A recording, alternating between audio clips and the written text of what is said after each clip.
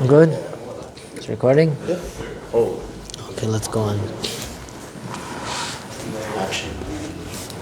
So we ended up, we were saying last week that HaKadosh Baruch Hu doesn't need a person to have any resources in order for Hashem to be able to give a person whatever He wants to give him. That means that if a person has nothing, HaKadosh Baruch Hu doesn't need him to have anything in order for this person to have parnasa. HaKadosh Baruch Hu give a person parnasa wherever he is, however he is, whenever he is. Yeah? People could be doing the weirdest things and making a lot of money, and then you find people that could be doing things that you can expect them to be making money and not making money at all. It's really all dependent on what Hashem wants.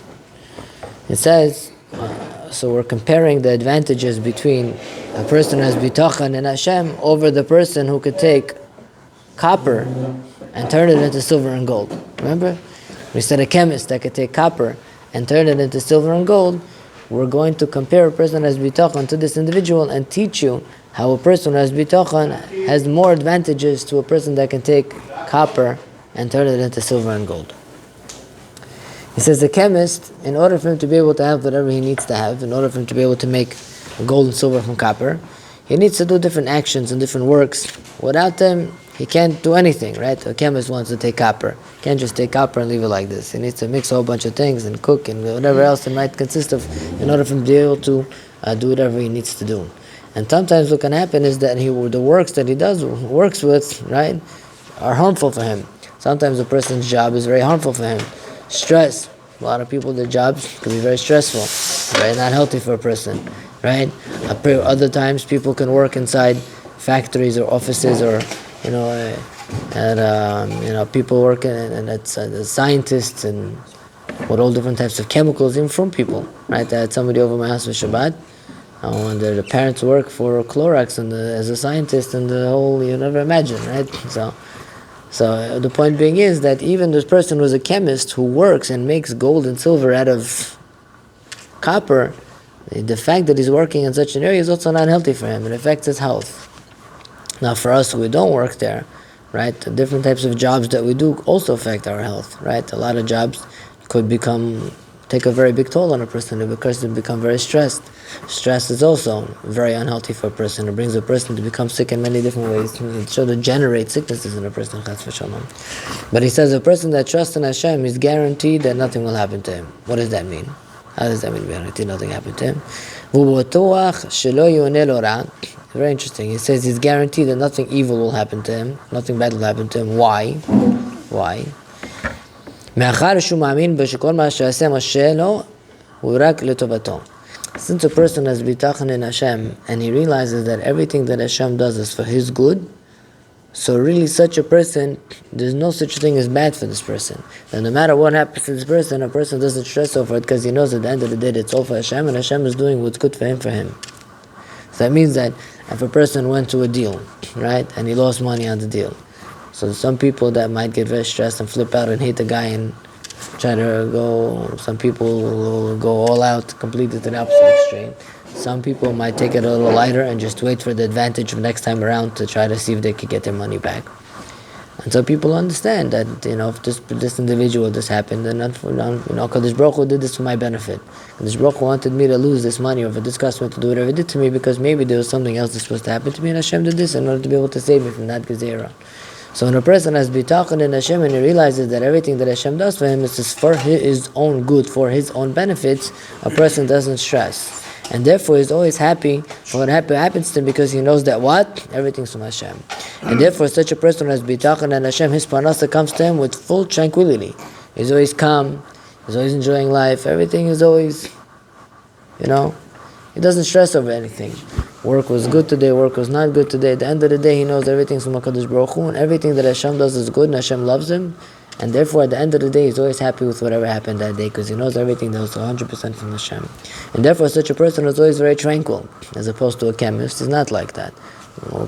Other people that work without bitachon, they're not like that. Right? Either they be working with stuff that are not healthy for them, or either they could be very stressed out. They don't really relate anything that happens to Hashem. Hashem is usually not in the picture when it comes to business, unfortunately. Right? So therefore, when a person has that bitachon in Hashem and he understands that it's all Hashem, he's much less stressed in his business. Like David HaMelech says, Hashem Ro'i, Hashem is my shepherd, we'll call it. Lo echsar, I won't be lacking anything. The minute say David HaMelech, when did he say this? He says when David HaMelech was in the desert, that was very dry, and there was nothing there, right? And the Shekhinah came to dwell on him. The Shekhinah came to dwell on David HaMelech, right? And he sang this mizmor, that Hashem is my ro'i, Hashem is my shepherd, and therefore I trust in Hashem, and even in the desert where there's nothing here, HaKadosh Baruch Hu will provide for me, David HaMelech says. David HaMelech was a fugitive. He, at one point when he was running away from one place to the next place, Shaul HaMelech wanted to kill him. You know who all 600 of David HaMelech's men were? You know who David HaMelech, all his soldiers were? All the people that were poor people, helpless people that had difficult lives, people that gave up on life, people, you could call them from rehabilitation, you know? All the people that felt like they understood where David was coming from, like, you know, like, oh, we're with you, you know? It's all the people that are, all the like the pochazim, all like the empty people, those are the people that sided with David HaMelech to say, no, we feel you, so they all became with him, you know, because they're all on the same page as him, right? He didn't have all these, he had some righteous people also, but a lot of those people were the people that actually sided with him because they felt like they were all on the same page. But the point being is that David HaMelech went through a very difficult phase. But what? He always sang to Hashem, he was always b'simcha. See, even the Shekhinah was shira in him. Right? You find even by Yosef HaTzadik, off topic, that you find that the Shekhinah was shira in Yosef HaTzadik in jail for all those years. That also shows that he was b'simcha. He was happy because he understood that everything was happening from Hashem.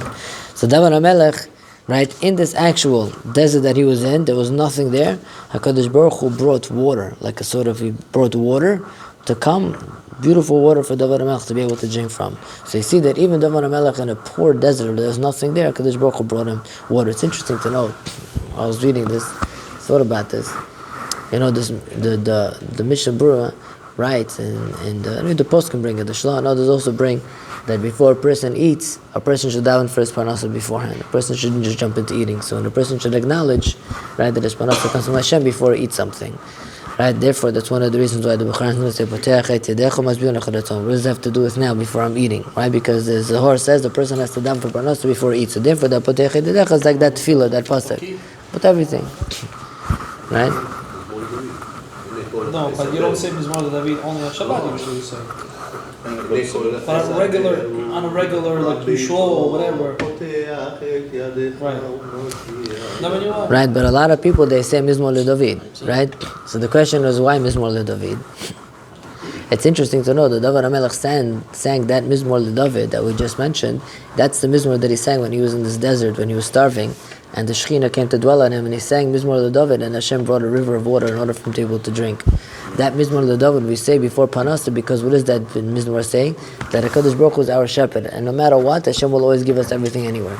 But it's interesting to know that Mizmor also has 227 letters, which is Gematria Beracha, and it also has 57 words, which is Gematria Zan, which means Parnasa. Right? It means sustenance. Right? So you see, even in the Mizmor, the David HaMelech sang to Hashem, which is such Ruach HaKodesh, that even within the numerical value of the Mizmor, you have sustenance and you have Bracha already hinted in that Mizmor. Right?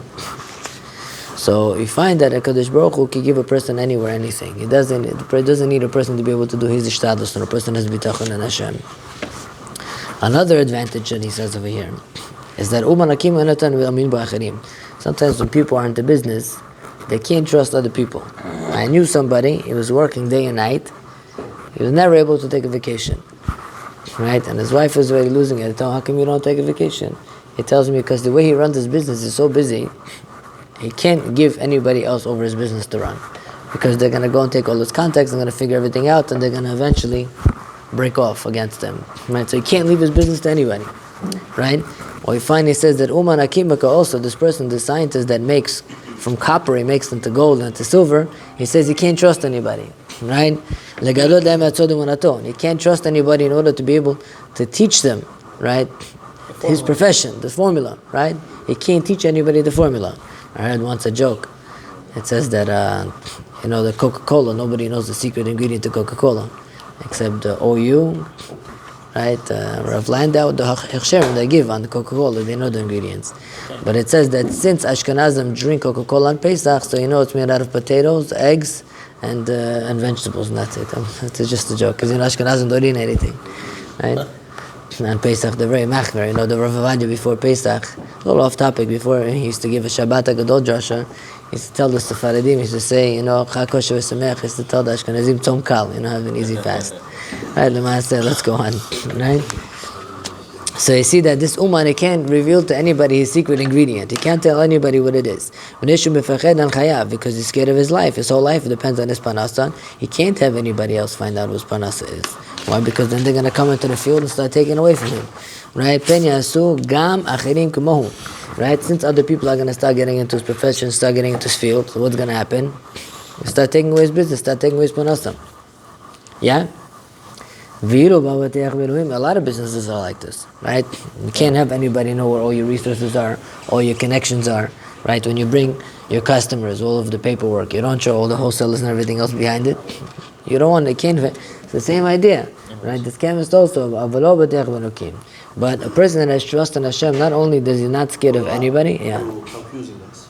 How could a person bring somebody, leave him there, he has all his paperwork, all his information from A to Z in his office. He's going to leave him over there. He comes back, he doesn't have no more customers, no more vendors, no nothing. He's going to go to other people and say, listen, I got you. I know this guy is buying from there. I need to. So that's what he's saying. So how could you have been talking in this area? What Hashem is telling you to protect your business, that you should not lose your business. But the document's going to say, close your business, go on vacation, come back open again. Once That's not what he's saying. Keep the documents in the safe. That's not the. So he I says, don't understand the issue. To understand the I want to know how is. it says, "ואילו בטח ואלוהים לא רק שאין הוא מפחד מאף אדם בביטחון שלו, אלא הוא עוד מתפאר בו." He says, a person who has ביטחון is not scared of anybody. He realizes that nobody can take anything away from him. באלוהים בטח לי לא יראה מה יעשה לי אדם. What can a person do to him? At the end of the day, you're right. You can't be a right in front of him and say, hey, take it. You can't be a fool. Right, that's being a fool. That's what he's saying. You can't be a fool and leave your whole business to somebody that you know will one day turn against you, but also you can't be always so worried that you can't let anybody know anything. You can't close down, you can't get your worker, you can't do that. You could do your basic ishtadlus, because at the end of the day, even if somebody's going to come along and take your connections, maybe the guy that he's going to call and say, no, Nissan is more important to me. You go buy directly from him, he's already my supplier. Yeah, but in any business, Hashem could do anything. any business, you would keep your documents safe in the place. It's private. Yes, money. that's That's not what he's saying. No, listen, That's our business what? is not a doctor office that you have to close your room and nobody entering there. Our Come in and office out. is Everything is all open. the Understand him. He's saying, don't be a fool. Take your stuff, protect your stuff. But if somebody takes it, it's maybe what he's gonna take it. He's gonna call his I'm wholesale. talking about different field. You have to understand our field. Until you don't go to the war, you're not gonna understand. Our field is a little bit different. Our field is when we have vendors. Nowadays, you take a picture, you go do molding. It's the same thing, no? It's easier to get our connections in Take this field. picture and molding, we're not talking about. We're talking about factories that they are working with you. And if you give these factories over, this is very, very delicate business. You have to know today to get merchandise from the right factories, this is what your plus side. When you know where to buy, where is this merchandise. It's like you are right now trying to bring, let's say, Kenry. your store today, a year ago, they needed masks. You know, you bring masks from those places. Other people were trying to find the sources because it has to be the FDA for the right things for the hospitals. They used to sell millions of those. They didn't have enough stock. And people who knew the information, they made a lot of money. They were bringing it the right way, and they made tons of money. But people who did not, God forbid, I know a lot of people that invested to bring those gloves, not 1 million, 2 million, $10 million. They lost. Because they thought they investing with the people who are really working with America and stuff like this. They took the money. They had even people over there to make sure it's everything coming the right way. In the end, in the shipment time, they send them the different stuff. So even though they got not all the shipment, they got quarter of the shipment to Allen. Yeah, no. A lot of people lost, so we have to know the business. So the thing is, if you want to do something, you have to know how to protect yourself and then leave to vacation. And Right, don't think be you a fool. Don't think you cannot leave. You have to make the ways that you need. Let's say you have this room that you have all your information. Make sure the door is locked. Your merchandise that you want out, you can leave out. What you don't want, you don't leave out. Everything is, you have to know how to do it, to prepare yourself. Don't say, oh, I think it's because an I have obvious this, I thing that you cannot- have to do that. Yeah, no one leaves papers out just you're like not that. supposed If I'm in the office, I know I'm coming back to a big headache. It's worse for me to leave the office than for vacation. I come back, I'm triple tired because we catch up. But sometimes you have to do it because family is also counts. You have to take time with them, to enjoy with them. You have no choice. You have to know. Family comes sometimes before. Sometimes. Some people think family, they come at home at 10 o'clock at night, they walk in, they expect should be a family lifestyle. But sometimes at 10 o'clock at night, I'm saying out of experience, at 10 o'clock to come home, you think you're going to read something because you were in the morning in Tefillah, you come out of the house at 6, you're coming back after shiur at 10:30. Where is the kids, where is the wife, where is everybody? God knows. You have to know sometimes you have to show you, unless you put another demut in the house. Man. So last week we spoke about Bishul Achar Bishul. Now I want to simplify a little bit. I felt like we gave over a little bit too much information last week. Make it a little bit more simple. Now, on Shabbat, rule number 1, we can't cook. That we know, right? We can't cook anything, whether it's solid, dry, whatever it might be. Anything that's raw, you cannot cook, right? Now, once something is cooked, I'm not interested in cooking it. It's cooked, right? Now on Shabbat, I want to warm it up. So we know in order to warm up something on Shabbat, you need to make sure that the fire is covered. Why? Why do we put a blech on the fire to cover it? You know what a blech is. I'm explaining. Right? Why do we put a blech on the fire? Right? A blech, everybody knows what a blech is. You take the metal. You take a metal and you put it on the fire. Some people take a metal, they put it on the fire. Huh? Right? Right? And the flame is on underneath. Right? And some people, they have a hot plate. Right? Some people have a hot plate. Now, there are different types of hot plates. You have a hot plate with a knob. You have a hot plate without a knob. So even on a hot plate, you have to know that you want to warm up food on a hot plate. Correct? So on Shabbat, you want to warm up food. You cannot warm up food on an open fire, even though the food is already cooked. The fire has to be either covered with a metal plate, which is a blech. Why? Because when you're warming up food, you can't do it in a way that it looks like you're cooking. So we cover the fire in order that it shouldn't look like you're cooking. Right? Also, a hot plate, if you have handles, you have to make sure that you put a tin foil and you cover the hot plate. Why? To serve as a reminder that so accidentally you shouldn't come and play with the dial knob. So you see something's different. You minimize the heat, you see a little foil, you know not to play with the dial knob. Now, so when you want to warm up the food, you come to the fire, it has to be covered, hot plate. If it has a knob, dial knob, you have to cover it. No dial knob, like the Israeli ones, you don't have to cover it. Now, you want to warm up food. There's different types of food that you could warm up. You have foods that are fully dry, that are already cooked. For example, samosed, right? Baksh. You want to warm up samosed baksh on a hot plate or on a blech? No problem. Take it, put it on, Shabbat, warm it up. Okay. Good? Now, sometimes you want to warm up. Baksh, I'm sorry. Baksh, when you take it out of the fridge usually, is very moist. Very No, depends. Still, So when you have it in the texture fridge, is still. when you take out the baksh from the fridge out, usually it has a little bit of the retivut. But we don't care about that. Is it? Ritivut is nothing. As long as You it's don't have cooked to- fully, that's the whole. One second. long as You don't it's have not to leave it sauce. for a few minutes to water and then Defrost. put it on the. Ritivut is nothing. Everything in the world has ritivut. Otherwise, you're going to tell me I can't warm up a steak either. I have to dry it with a napkin before. Everything has ritivut. Right? So you're allowed to warm up foods that are dry, even if it has a little moisture to it. Like baksh, manti, all this Talking stuff. about like a sauce and stuff like that, right? So things that are dry, you could warm up directly on the blech or on the cut flame. Fully cooked. Of course it's cooked. Right. Okay. So Right? just to Of course be- it's cooked. to clarify, Right? But now, say you want to warm up something that's liquid. liquid, fully liquid. For example, some people make osvo very liquidy, right? It's very liquidy. Or you want to warm up soup, right? Right now it's coming Sudah Shishit, you're in the mood for soup, and you're in the mood for something osvo, which is very liquidy. Now you're not allowed to warm that up. Why? It's also cooked. We just said if something is cooked, you're allowed to warm it up. Samosa could warm up. Baksha could warm up. Why can't I warm up soup? Why can't I warm up? But it's already cooked. Because it's liquid. No, you have osvo that's very thick. What exactly? I said watery. Huh? Watery. Water stuff, yeah. Right? So if you have it very watery, what do? You can't warm it up.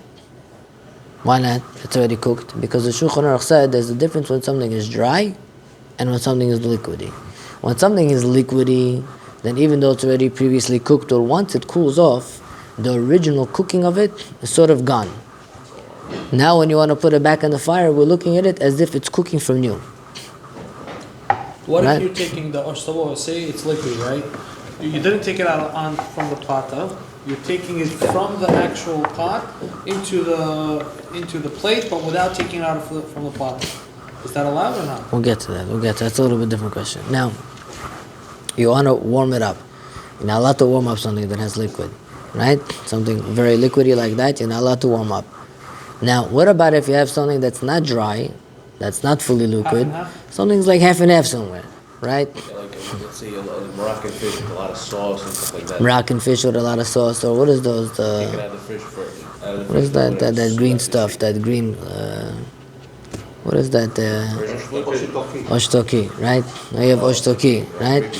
Grape leaves. A lot of times there's a lot of juice in there also. So that's the shit you want to put. You want to warm it up so that's shashid. Or you want to, we're getting there, right? So things that are mainly dry, but they have a lot of liquid. So is that mutar or is that not mutar? So what are you warming it up because of the main source of it is what, the Technically, liquid, it's not so or the The main source of it is the dry. So there You go. want this, but you also want the liquid, obviously. Without the liquid, the food would be the you're not food. cooking- but you're not doing it for the liquid. And You the want, main source it's of a combination of everything. If the main source of it would only be the dry, you would never have so much juice in there. Obviously, you want all that juice in there. You want the whole picture. You want the sauce. You want everything in there. So now you want to warm up this fish or this oshtoki, whatever it might be, that has a lot of juice inside, right? So over here, you come into a problem. Here we come into a problem. The question is, since over here the majority is dry, you just have a minority, you have a little bit liquid, right? But you really want the fish. Now, if you tell me that if I put soup on, and it's considered reheating the liquid, and it's a problem, so what difference does it make if it's a little bit liquid or a lot of liquid? The bottom line is, even the fish or the toki that has the liquid, I'm reheating the liquid, I'm reheating the dry. So at the end of the day, I'm reheating liquid also. So what should be different? So here we come into a machloket. I don't want to get into the whole machloket. It's a very big machloket, right? We got into it last week. I felt like people got a little bit lost. Mitztamek v'rala, mitztamek v'yofelo, all these different things. Now, we know nowadays in the Sephardic world, a lot of people follow Rav Ovadia. Right? Most of everybody here follows Rav Ovadia, right? According to Rav Ovadia, has a very big leniency that the Kaf HaChaim also holds like this, right? That if you have something that has liquid, but the liquid that's in there is not too much, right? Say it's a little bit. So what's the difference? How do you differentiate between a lot of liquid and a little bit liquid? Huh? So Rov Ba'ayin, it says majority. Majority doesn't mean 49-51 like usual. It means like, no, even less than that. Maybe like 70-30, 75-25, something like that. We need to say if you have fish and you see all fish and there's just a little juice over there, right? Okay. So then Ravadi would say it's okay, right? Or Toki, then Ravadi would also say it's okay to warm up. Why? Because when it's the minority, As long as it's majority. it's the minority, since the liquids are a minority, and when you rewarm them up, they get worse. They either evaporate or burn. There, Ravadi would hold that there's no Isser of Bishul. So even though if it evaporates and it burns, that's still allowed? I thought the whole point is that because it evaporates. Now that's what makes it. That's what makes it allowed. Oh, really? That's what makes it allowed because it's considered mitztamek v'ralo. That's considered mitztamek What if v'ralo. it's cooked and it makes it pour and it's like soup? Yeah. It doesn't. Oh, not soup. John, wake up. Hello. It's always a minority except for soup. Or osfod that's very watery. A lot of times osfod that's very watery is very watery. There you don't have 30, you don't have like 30, 60, you have like 40, 60, 50, 50 sometimes also on.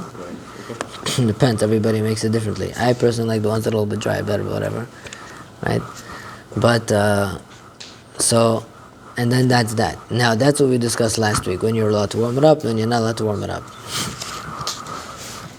Now, the Shulchan Aruch is going to get into something else. Now we're going to discuss a different topic, right? This other topic is going to be something that I thought about a little bit, and I'm going to discuss it a little bit. Now, what's considered a fully cooked food that I'm allowed to warm up? It said that if food is fully cooked, I could warm it up. I apologize, I'm going to go back to the osvo. Yeah. The osvo is not so watery. Okay. Watery we're allowed to put? No. If it's not so watery, it's okay. Not so watery. It's more we dry, put it back yeah. On the fire? Not on the fire, on the blech. On the blech, I'm sorry. It's mistamek. We're total. The lower around. No, if you have a little bit water, if the osvos that are dry, that have a little bit liquid inside, it's not mitzvah b'tovlo. It makes it burns it. No, people like to make the tadiki out of it more. They like That's it not much mitzvah. better. That's not considered mitzvah b'tovlo. If I like something burnt, it's not considered mitzvah b'tovlo. Mitzvah b'tovlo means the more you cook it, it becomes more geshmak, more flavorful, it becomes better, but it doesn't become dry. If somebody likes something dry, that's not mitzvah b'tovlo. Right, so if it dries up and somebody likes that crispy, it doesn't mean it's mitzvah b'tovlo. Even though it cooks even more, because the more you cook it, Once something is cooked, it's cooked. So once it's getting dried already, It depends how much liquid it has. Depends how much liquid you have. If you have osvo that has a little liquid, it's not going to taste good if you dry it too much. You always want that liquid. So when it has a little bit of a liquid and you're rewarming it up, that liquid, it becomes hard or evaporates. The osvo doesn't become better. Osvo doesn't become better. Yeah? Now we discussed when you're allowed to warm up, but you can't warm up. Now the question is, what's considered fully cooked? So we said this last week. We said anything that's cooked to the point where it's where a person would eat it like where a normal person would eat it like that is okay, right? That's considered ready, fully cooked. Now there's a machloket rishonim. This is a very important machloket to know. Even though I don't want to make it too complicated, but it's an important machloket to know. If something is cooked 50%, and I can eat it like this. If something is cooked 50%, it's edible. It's called machal ben durusai. What's machal ben durusai mean? It's a common wording that we have to know because it applies here, it applies by other places as well, or maybe basar v'chalav, or it applies by bishul akum, different places. So you have machal ben durusai, right? Ben durusai was a thief who didn't really have time to sit and cook. He used to always go from one place to the next place. He didn't want to be caught. So when he would cook his food, he would cook it halfway cooked, eat, and move on. Right? Didn't have time to sit there and enjoy himself too much. He was busy making money. Yeah? So, ma'achab ben durusai means something is cooked 50%. Hilchot Shabbat, we're going to use 50%. Some that say 33%. For Hilchot Shabbat, we're going to go to Chumrah because it's the right, say 50%. Now, if you have a food that was cooked 50%, right? And now the fire turned off. Kid came, turned off the fire, right? Now the food is cooked 50%. The kid came, he turned off your food. You see that it's cooked 50, 60, 70%. So we said the Shulchan Aruch holds that as long as the food is not fully cooked 100%, if I'm going to finish cooking it now, it's an Issa D'Oraita. Why? If food is cooked 90%, I put on the fire, make it 100%. Did I do? I did anything asur? No, the Shulchan Aruch says Issa D'Oraita. Yeah, if I finish cooking something, it's an Issa D'Oraita. Even a little bit of cooking, I'm finishing it. Say it's done. Say the food. If it's already edible, you're allowed to put it back on. No, I did not Or say you're allowed that. to eat it. I didn't say anything. I just introduced ma'achal ben durusai, right? So what's the difference between it being edible and a 90%? There's no difference. Okay, so you can't do it either way. You can't put it on fire. Correct. You can't turn it on. So Correct. you can't- There's no difference for you. You need to say it like this. I'm going to teach you a general rule. Now, ma'achal ben durusai is a food that's not fully cooked. Now, for me to take it now, say my kid turned off this fire that the food was on. So you put it on the other one. Can I just take it up and put it on the other one? So to your introduction, you can. I cannot. It's an Issa D'Oraita. Why? 1 second. The same minute that the kid shut off the fire, he saw it, wow, and he just moved it to the other fire thing. It was sitting on a fire, He just moved it on the same. And the blech plata. still has One the second. same exact fire. The plata, he just moved it. All his plata are on low, but this he shut off the sun. He goes over to the next one. The same second. I'll tell you what's the problem. The moment he turns it off, the cooking process is over. Right, but but technically it's not because the metal, it's still hot. So why are you moving it? So, because you want to because by the time in half an hour or 40 minutes, the temperature where it was now is not. In 40 minutes though. We're not talking about now. Let's say in a minute, whatever. But why we cannot move? I'm it? explaining The to minute you. Shut off the fire. I'm explaining to But the you. temperature doesn't Mika, change. let me answer this first question first, and then 1 minute, yeah, and then I'll whatever. answer your question. Right? When the fire turns off, at that moment that the fire turned off, the cooking stopped. But it doesn't. Of course it does. No, it doesn't. Because the metal is When still you- hot. No, the metal is hot, but the metal starts to cool off. The cooking process No, But stops. it takes 30 minutes to One cool second. off. 1 second. I have a question for you. He shut it off the same I'll answer the question in a different way, and you understand what I'm saying. Say if I have a small fire here, and I leave the food here, it's 50-60% cooked. It's gonna cook in 2 hours. I move it down a little bit to a little bit of a bigger fire. Now it's gonna cook in 1 hour. Either or, it's gonna cook. Was I over near Are you allowed to do Easter? that or no? Was I over in Easter? Well, with your My here bishulo is an Yes. Isidoraita. Yeah, then you are. If I take I'm not saying Oh, I just want to. you're making it cook clarify. faster. Yeah. I'm not Mimayah Bishulo, I'm doing it, everything was in the low fire, all the gas in the All same. of them the same. All of them in 4 or 6, whatever people have, all of them were on the same fire I mode. understand what you're saying. The sun shut off, the same second he saw he shut it off, he moved it to the other side where he had more fire. So I'm explaining to you. The moment he shut off the fire under that pot, the cooking process of that pot ended. You went and you continued the cooking process of moving it. One solid pot. Fire here, fire there. It makes no difference. No, if it makes a difference. When you have the fire, of course it makes a difference. If you have a pot under the fire here, and there's a fire here, it's gonna cook here. It's not gonna cook over there. It's not allowed. Maybe in Not 5 allowed. hours. Until we had fish on this blech, we had 2 blechs. This Yeah. blech wasn't so hot. We figured, oh, the fish is still warm. We were like, hello, we're waiting for the fish a long time. But we transfer it to that blech quick, that's hotter. Fish is cooked. The fish is cooked, yeah, for sure. It's edible, it's just not pleasant. It's not hot. It's not fully cooked. It's cooked, fully cooked. You just want to warm up. We want it to be. wanna That's warm- fine, that's fine. Warm it up is different. Here we're talking about the cooking process stopped in the middle, right? So the cooking process stopped in the middle. I cannot now take it and put it onto a different fire. It's asur for me to do. Now, we know that there are poskim that hold that if something is cooked, machab and derusai, 50% of the way cooked, right? Once it's already cooked 50%, there is no isser of cooking it. There are poskim that are like that. There are rishonim that hold that once something is 50% cooked, it's considered cooked, and therefore there is no isser for me to come and to cook it. Continue. However, the Shulchan Aruch hold that it's an isser doraita. I'm saying, let's say a person put on a black, on a timer, accidentally it turned off, or the kid turned it off. Now the food is 50% cooked, right? So for me to go ahead and recook it, to put it somewhere else is asur, right? Isser doraita, the Shulchan Aruch says.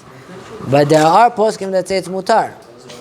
Say it's mutar. Isur deraita, some say it's mutar. Some that say that it's not an Isser Doraita because once something is cooked 50%, there's no Isser Bishul anymore. That's considered cooked. No, we don't hold like that, right?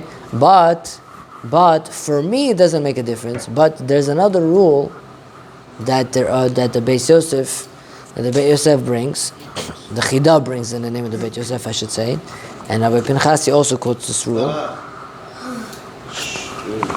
You have some questions, boss. If we're gonna move the fire now, we do that fire thing, it's gonna be a real fire.